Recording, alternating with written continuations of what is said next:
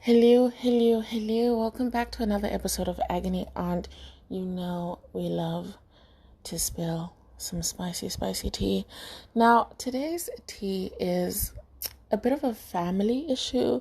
A sibling squabble mixed with some life orientation, mixed with, I know better than you, bish. That type energy. Anyway, so I'm not going to take too much of your time, and I want to keep us under 20 minutes today. So sit back, relax, and let's get into the spicy tea. I was going to say a second spicy, but it's not that spicy. Not as spicy as next week's episode anyway. See you on the other side.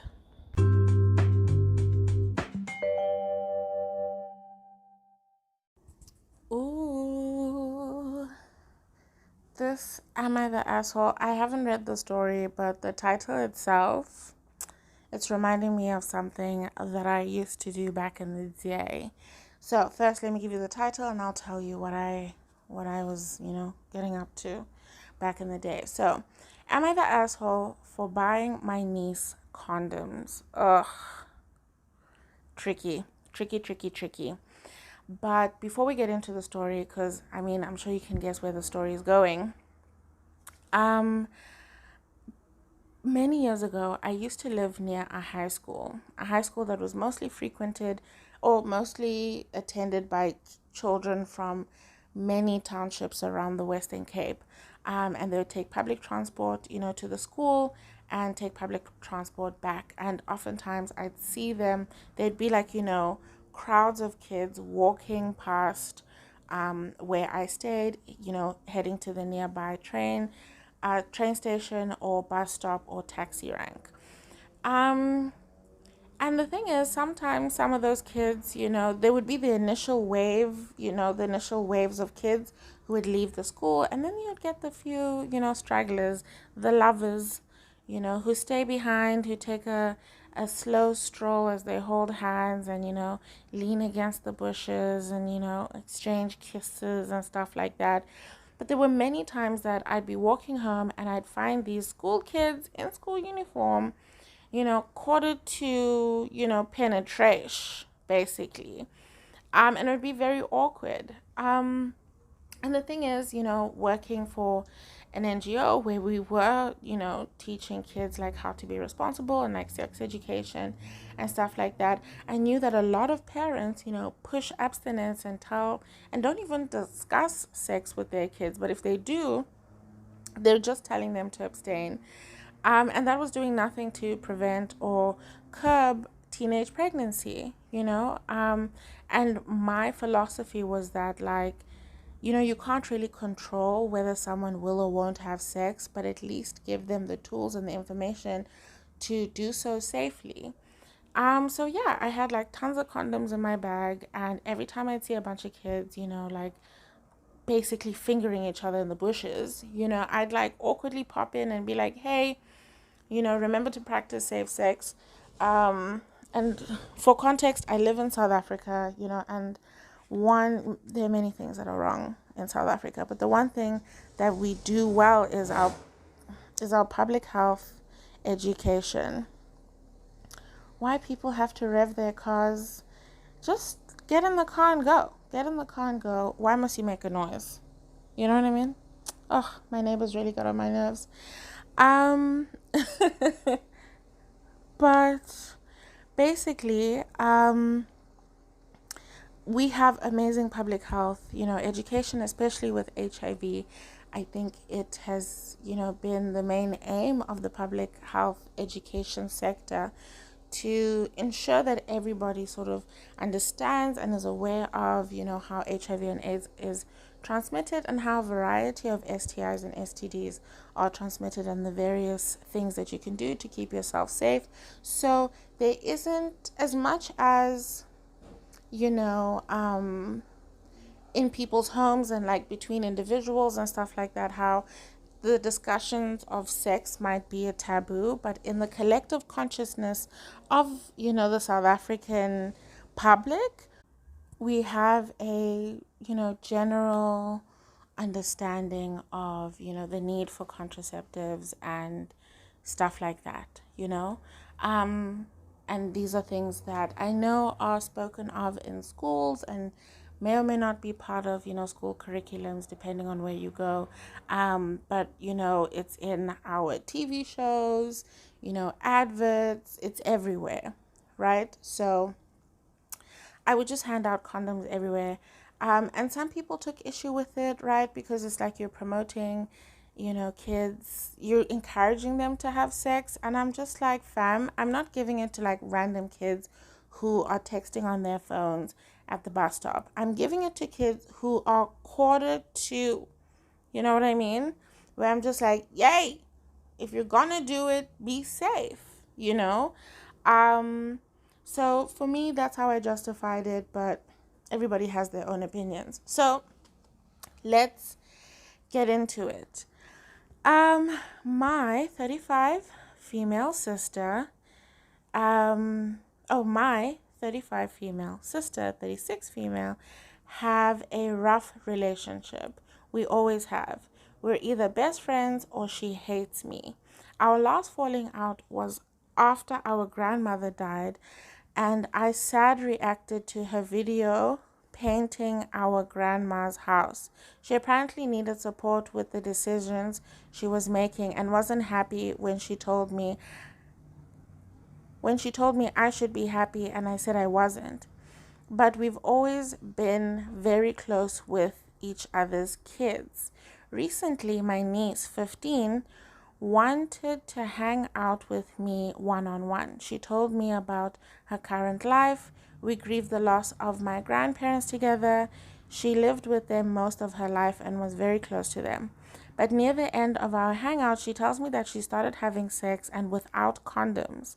I was a teenage mom, so I was super against this. I talked to her about the risks and everything, encouraged her to talk to her mom, but she told me she wasn't ready to talk to her mom and that she was going to keep having sex. So I took her to the drugstore and bought her condoms. Abstinence doesn't work and I'd rather be safe. I didn't tell her mom about it, but kept encouraging her to tell her mom. I wanted her to continue to feel safe coming to me and didn't want to break her confidence. If I did, she'd just be more sneaky. I have 4 kids, all older than her. I've learned from parenting them and honestly remember what it was like being a teen. My niece texted me a couple of days ago letting me know that she told her mom everything. I told her I was proud of her for it. Then today I got a text from my sister telling me that I'm not allowed to hang out with my niece anymore and she expects me to come up with a reason to say no without saying she said I wasn't allowed to. She didn't talk to me or ask me anything, and I assume it's because of this. Am I the asshole for buying my niece condoms and not telling her mom? Oh, you know, first of all, I totes agree with the person who's posted. I totes agree with Home Slice. You don't, once you've earned like a child's trust, it's important that you don't do anything to break that trust because then they'll have no one to go to. And it's, and that's when the scary things happen. That's when things get dangerous, because they won't be able to come to you when they're in danger, when, maybe they find themselves in a precarious situation. They just won't feel comfortable because they feel like you're going to make the situation worse, that you won't be there to comfort them, to listen to them, and to give them advice. Now, with that being said, I think what makes it complicated or makes it less complicated, I don't know, is the fact that, like, yes, obviously this is now happening in the family, right? And everybody, like, parental rights also come first, right? Technically, as a parent, you have the right to fuck up your child, technically, right? To choose to raise your child in the way that you see fit, even if other people think that it's the worst option, right? Or that there are better options. But unless you're not like physically causing harm to your child, then no one can really stop you from, choosing to raise your child under certain beliefs. So that I think is the tricky part, and this is where I think I understand or maybe empathize with the sister, in the sense that her right to go about the topic of sex was taken away from her, right? That opportunity to set the groundwork of like what she's going to tell her child about the birds and the bees, that opportunity was taken. Or maybe she had already set, ground rules with her child. And her child, being a teen, chose to defy her mother. Maybe she knew. Also, because children are so manipulative as well, right? So maybe she knew that the mother would disagree, but she knew that you would agree, and therefore she went to you because she wants a particular answer, right? And she knows who will give her that answer. Um, so yeah, it does become a very tricky situation. Um, and what I'd say is maybe, you know, what you maybe could have said is that, like, listen, babes, I really think, maybe how about we have a conversation like the three of us with your mom, so that I can mediate and I can make sure that you are heard. But this is very important that your mother is involved in this conversation, or that your parents, right? If both parents are around, then it's important that your parents are involved in this conversation, because every family has their moral, structure, and this is sort of a territory that I don't really have rights in. And I agree with you, nothing's going to stop you from having sex, and I totally understand that you don't want to, have, you don't want to stop, but you also don't want to get pregnant, and so, like, I think that you should be put on a contraceptive. Like, that's what I think, and do you agree? Yeah, okay, cool. Now, let's arrange to meet with your mom. I'll be there, I'll hold your hand through it, but like, this needs to happen. You know, you engaging in some grown folk shit, you know what I mean? You're doing the devil's tango. So you're going to have to be a grown folk now, and speak up for yourself, you know what I mean? But obviously, because you're still young, I will be here. I'll be here to hold your hand. I'll be here to referee, and to make sure that your points, get across, right? And then maybe after that conversation, if your sister is still a stickler and, still pushing abstinence and doesn't want to hear anything, right? Then you have a backup plan and say, okay, after we talk to your mom, and if she still doesn't want to sort of like understand, then maybe we can try and find another plan after that, because you and I both know you're not going to stop having sex. But it's important that we at least try to rope your mother into this conversation. You might still find yourself being the asshole, from your sister's perspective, in the sense that, like, how dare you take my daughter to go get condoms or to be put on the pill? Like, when we literally had that meeting and I said that she should just abstain, da da da da. You know what I mean? And then that can be a separate conversation that you have about, like, come on now, be real. She's going to keep having sex. And you know that I was a teen mom. Like, did abstinence help me? Did abstinence help you? Like, no, bish. I don't want to air your business out here. But, like, you know what I mean? You were in the streets. You were in the streets going to and fro. And we were also told abstinence, and that didn't help us. Look at us now. You know what I mean?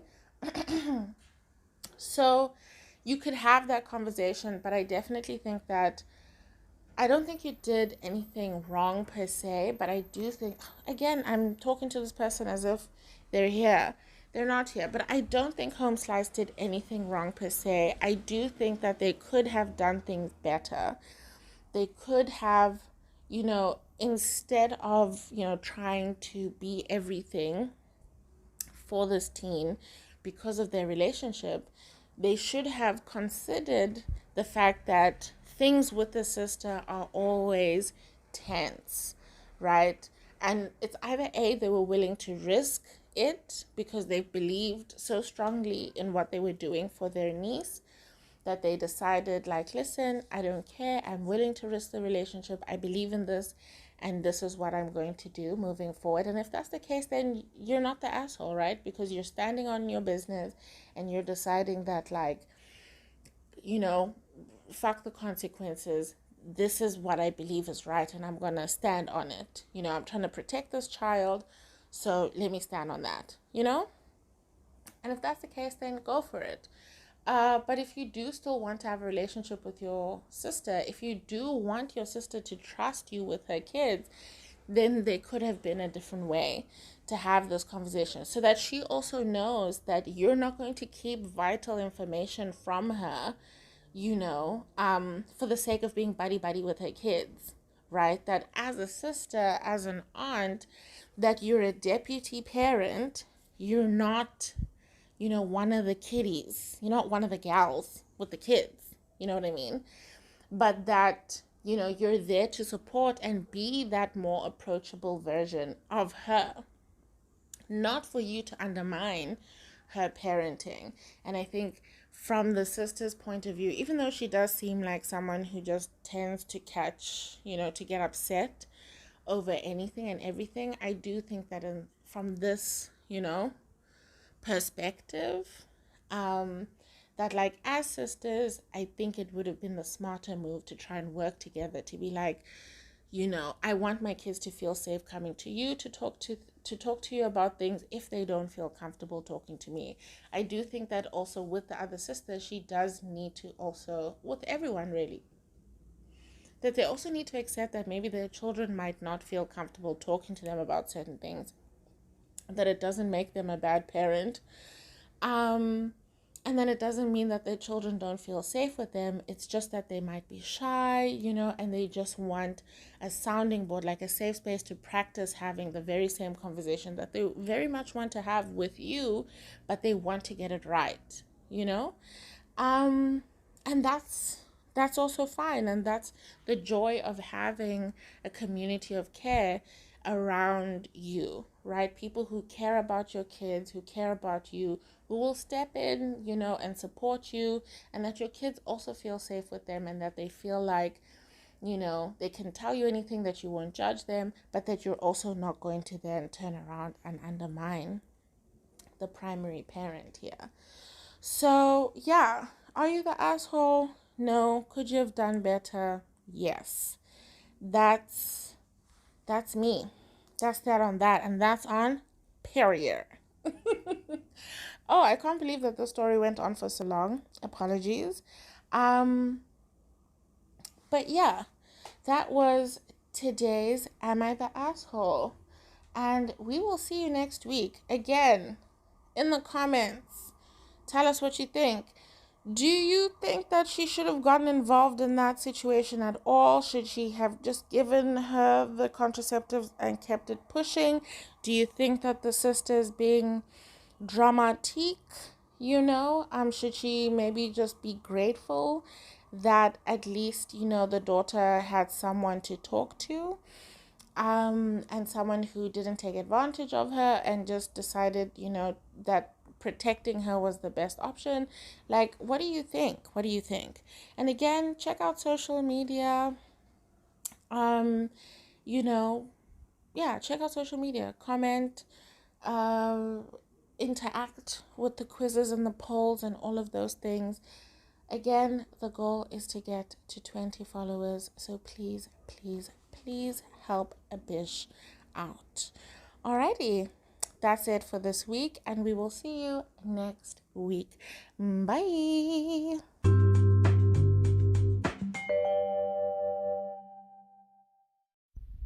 Alright, so yeah. Now you've heard the tea, and you know why I used only one spicy.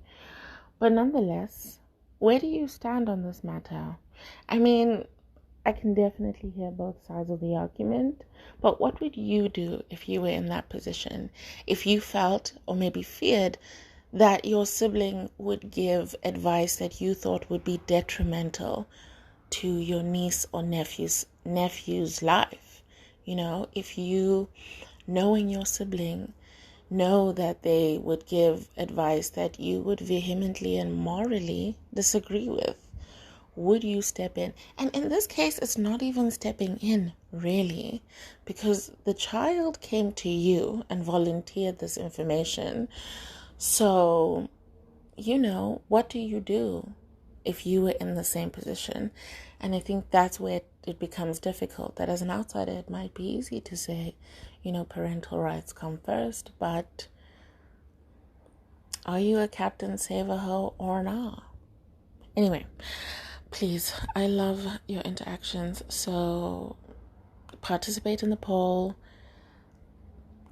comment on the little comment section, like, share, subscribe. Let's get these episodes out there. You know what I mean? You can't be sipping all this tea by yourself. Come on now. Sharing is caring. Okay, bye.